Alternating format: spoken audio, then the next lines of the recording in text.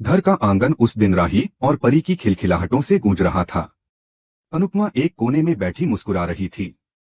बरसों बाद उसकी आंखों में वो सुकून झलक रहा था जो केवल एक माँ अपनी बेटी को खुश देखकर महसूस करती है। उसे लगा जैसे वर्षों की तपस्या पूरी हो गई हो, लेकिन किस्मत ने जैसे इस सुख के पल को छीन लेने की ठान रखी थी। अचानक एक भयानक चीख हवा में गूंज उठी। किसी तेज रफ्तार बाइक ने पीछे से आकर अनुपमा को टक्कर मार दी। वह सीधे सिर के बल जमीन पर जा गिरी, उसका माथा पास पड़े पत्थर से टकराया और खून बहने लगा। उसकी आंखों के आगे सब कुछ धुंधला हो गया, आसपास की आवाजें मानो गूंगी हो गई थीं। राही और परी घबराकर पीछे मुड़ी। सामने अनुपमा लहूलुहान पड़ी थी। वह दृश्य देखकर राही का दिल बैठ गया। जिसे वह अब तक नफरत का प्रतीक मानती थी, वही स्त्री मौत से जूझ रही थी। परी ने चीख कर लोगों को पुकारा, लेकिन राही का शरीर जड़ हो गया। उसकी आंखों से आंसू बहने लगे। शायद पहली बार उसके दिल की दीवार में कोई दरार आई थी। तभी वहां एक बुजुर्ग, तेज नजर वाले संत, जिन्हें सब गुरुजी कहते थे, दौड़ते हुए पहुंचे। उन्होंने बिना कुछ कहे अनुपमा को अपनी बाहों में उठाया और घर के अंदर ले गए। चारों ओर हड़कंप मच गया था। गुरुजी की आंखों में चिंता साफ झलक रही थी, लेकिन उसमें एक अजीब संकल्प भी था, इस माँ को बचाना है, इस अधूरी कहानी को पूरा करना है। कुछ देर बाद जब अनुपमा को होश आया तो उसकी नजरें किसी को ढूंढने लगीं। राही को सामने देखकर उसकी आंखों में चमक लौट आई। होठों पर एक फीकी मगर संतोषजनक मुस्कान आ गई। राही कांपती आवाज में बोली, माँ, आप ठीक हैं न? और अनुपमा ने उसकी उंगलियां थाम लीं। ऐसा लगा जैसे बरसों से सूखी ममता की नदी अचानक फूट पड़ी हो। लेकिन उस सुखद क्षण को भी नफरत की आग ने निगल लिया। राही ने झटके से हाथ छुड़ाते हुए कहा, मैंने ये सब सिर्फ इंसानियत के नाते किया है। इसका मतलब ये नहीं कि मेरी नफरत खत्म हो गई है।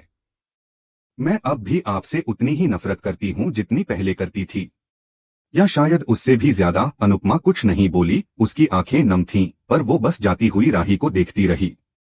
गुरुजी ने ये सब चुपचाप देखा और रात को जब सब सो गए, वह अनुपमा के पास आए। इस नफरत के पीछे कोई बड़ा राज है, उन्होंने धीमे स्वर में कहा। अब समय आ गया है कि ये राज सामने लाया जाए, वरना ये कहानी सिर्फ दुखों की गूंज बनकर रह जाएगी। गुरुजी की बातों ने अनुपमा के भीतर कोई दरवाजा खोल दिया। उसने कांपती आवाज में कहा, राही मेरी बेटी है, पर मैं उसकी जन्म देने वाली मां नहीं हूँ। गुरुजी हतप्रभ रह गए। वो मेरी जुड़वा बहन अनन्या की बेटी है, अनुपमा ने कहा। एक हादसे में अनन्या और उसका पति दोनों चल बसे थे। उस वक्त राही केवल 3 महीने की थी। मैंने उसे अपने बच्चे की तरह पाला, लेकिन जब वो बड़ी हुई तो किसी ने उसे सच्चाई बता दी और उसने मुझे झूठा, धोखेबाज मान लिया। तभी से उसने मुझे मां मानने से इनकार कर दिया। गुरुजी के चेहरे पर गहरी सोच उभर आई। यह वह सच्चाई थी जो अब तक दुनिया से छुपी थी। अगले दिन उन्होंने पूरे घर में एक पूजा रखवाई। इस पूजा में उन्होंने उन लोगों को भी बुलाया जिनसे अनुपमा ने सालों से कोई संबंध नहीं रखा था। सब एकत्र हुए और पूजा शुरू हुई। फिर अचानक गुरुजी ने राही को सबके सामने खड़ा किया और कहा, आज एक और सच्चाई सामने आएगी। उन्होंने एक पुराना वीडियो चलाया। वह वीडियो अस्पताल के एक कमरे का था, जहां अनन्या बिस्तर पर लेटी थी, उसके आखिरी घंटे। वीडियो में अनन्या बोल रही थी, अगर मुझे कुछ हो जाए तो मेरी बेटी राही को अनुपमा संभालेगी। वह मेरी बहन है, लेकिन उससे कहीं बढ़कर मां भी है। मेरी बेटी का भविष्य सिर्फ उसी के पास सुरक्षित है। राही की आंखों में तूफान उमड़ आया। वह वहीं बैठ गई और फूट फूट कर रोने लगी। उसके सारे भ्रम टूट चुके थे। अनुपमा उसके पास आई, लेकिन राही खुद दौड़कर उसकी गोद में समा गई। माँ, मुझे माफ कर दो, वो रोते हुए बोली। घर का हर सदस्य इस दृश्य को देख रो पड़ा। ऐसा लगा जैसे वर्षों पुरानी दरार भर गई हो, जैसे बिखरे हुए रिश्ते फिर से एक माला में पिरो दिए गए हों। लेकिन तभी एक और तूफान दरवाजे पर दस्तक देने लगा। एक पुलिस अफसर घर के अंदर आया और बोला, अनुपमा जी, हमें आपसे कुछ सवाल करने हैं। आपके खिलाफ हत्या का शक है। सभी चौंक गए। क्या अनुपमा का चेहरा सफेद पड़ गया? अनन्या की मौत एक्सीडेंट नहीं थी, अफसर ने कहा, उसे जहर दिया गया था। हमारे पास नए फॉरेंसिक विश्लेषण और एक चश्मदीद की गवाही है। उसी रात अस्पताल में अनुपमा खाना लेकर गई थीं और उसी खाने में जहर मिला था। गुरुजी ने तुरंत कहा, ये झूठ है। अनुपमा ऐसा नहीं कर सकती। लेकिन पुलिस ने रिपोर्ट दिखा दी और गवाह का बयान भी। अनुपमा की आंखें फटी रह गईं। उसकी सांसें उखड़ने लगीं। कांपते हुए उसने कहा, मैंने कुछ नहीं किया। मैं तो बस अपनी बहन को बचाना चाहती थी। राही की आंखों में फिर वही पुरानी नफरत लौट आई, लेकिन इस बार और भी ज्यादा खतरनाक। उसने धीरे से कहा, क्या मेरी मां की मौत का सच यही है? तुमने मुझे बेटी बनाकर अपने गुनाह का बोझ दे दिया। अनुपमा चीख पड़ी, नहीं, मैं सिर्फ तुम्हें बचाना चाहती थी। मैं अपनी बहन की कसम खाकर कहती हूं, मैंने उसे मारा नहीं। लेकिन अब सच, झूठ, भरोसा और दर्द सब एक ही धुंध में खो गए थे। कोई कुछ कहने को तैयार नहीं था, मानो वक्त थम गया हो। पुलिस अनुपमा को अपने साथ ले जा चुकी थी और घर में सिर्फ सन्नाटा बाकी था। गुरुजी एक कोने में बैठ गए, उनकी आंखों में सवालों का समंदर उमड़ रहा था। माथे पर चिंता की लकीरें और दिल में एक शक जो भीतर ही भीतर उन्हें कचोट रहा था। क्या सच में अनुपमा निर्दोष है, या फिर वो कोई ऐसा राज छिपा रही है जिसे जानना सब कुछ बदल देगा? उस रात जैसे घर की दीवारों ने भी सिसकियां भरी। कहानी जहां खत्म होनी थी, वहीं से एक नई शुरुआत हो चुकी थी। उधर स्टार प्लस के पॉपुलर शो अनुपमा की इस पारिवारिक उथल पुथल के बीच एक और तूफान धीरे धीरे आकार ले रहा था। एक तूफान जो दर्शकों को हैरान कर देने वाला था। अगले एपिसोड में अचानक पराग परिवार के सामने खड़ा हो जाता है। उसकी आंखों में गुस्सा और आवाज में बर्फ जैसी ठंडक होती है। वह एक सधे हुए लहजे में कहता है, मैं रोज ऑफिस जाऊंगा और माही तुम घर संभालो। कमरे में मौजूद हर इंसान स्तब्ध रह जाता है। माही के हाथ से पानी का गिलास छूटकर जमीन पर गिर पड़ता है और उसकी आंखों से बहते आंसू उसके सपनों के टूटने का गवाह बन जाते हैं। माही की आंखों में वो ऑफिस घूम रहा था जहां जाने के लिए उसने दिन रात एक कर दिए थे। ख्याति जो हमेशा उसकी ताकत रही थी, इस बार भी कुछ नहीं कह सकी। वह भी स्तब्ध खड़ी रही। लेकिन पराग के इस फैसले के पीछे क्या कोई छुपा हुआ तूफान है? कोई ऐसा राज जो सामने आ जाए तो घर की दीवारें हिल जाएं। उधर राही भी एक नए तूफान में घिर चुकी थी। डांस रिहर्सल हॉल के एक कोने में वह बैठी थी, उसके हाथ कांप रहे थे।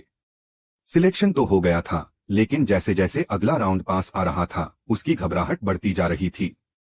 अपने डांस मास्टर से वह लगभग रोते हुए कहती है, सर आप जानते हैं ना मुंबई की टीम कितनी स्ट्रांग है, और वो डांस रानीज जिन्होंने पहली ही परफॉर्मेंस में पूरा जज पैनल खड़ा कर दिया। उनका आर्टिकल पेपर में आया है।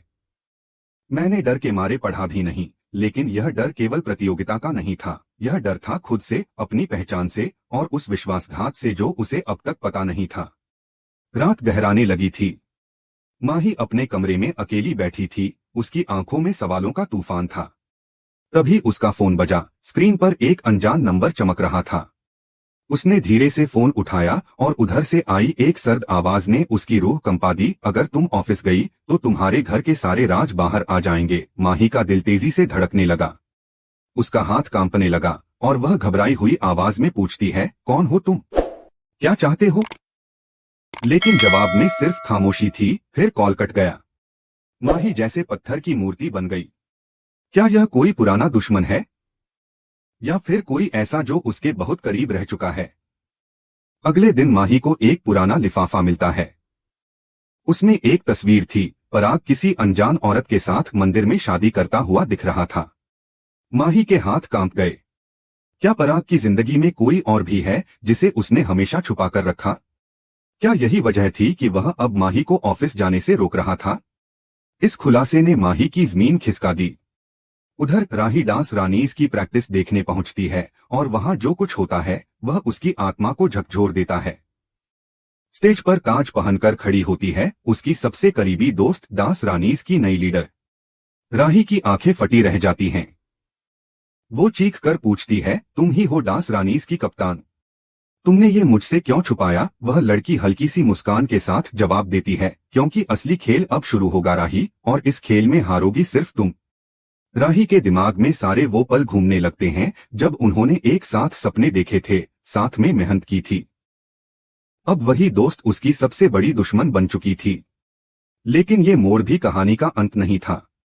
उसी रात माही स्टोर रूम में पुराने कागजात खंगाल रही थी जब उसे एक पुरानी डायरी मिलती है। डायरी के आखिरी पन्ने पर पराग के हस्ताक्षर के नीचे लिखा होता है, माही को कभी सच्चाई मत बताना वरना सब खत्म हो जाएगा। माही की चीख पूरे घर में गूंज जाती है। वह कांपते हुए पूछती है, क्या पराग ने मेरी जिंदगी में झूठ और धोखे का जाल बिछाया है? इस मोड़ पर कहानी एक ऐसे दोराहे पर आ जाती है जहां हर कदम पर शक, दर्द और विश्वासघात के साए हैं। राही, जो एक समय सिर्फ अपनी पहचान के लिए लड़ रही थी, अब अपनी ही बेस्ट फ्रेंड से हारने के खतरे में है। लेकिन वह पीछे हटने वालों में नहीं। उसने ठान लिया है कि वह स्टेज पर खड़ी होकर साबित करेगी कि उसकी मेहनत किसी से कम नहीं।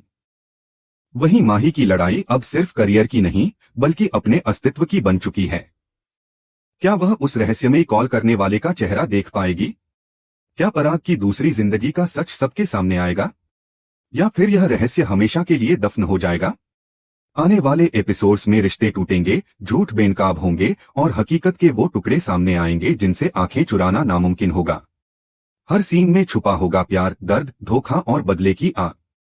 तो दोस्तों, आपकी क्या राय है इस जबरदस्त मोड़ के बारे में? अपनी प्रतिक्रिया कमेंट में जरूर साझा करें और टीवी की दुनिया के ऐसे और धमाकेदार ट्विस्ट्स के लिए हमारे चैनल को सब्सक्राइब करना न भूलें। क्योंकि जो तूफान अब आने वाला है, वह सिर्फ स्क्रीन पर नहीं, आपके दिलों में भी हलचल मचा देगा।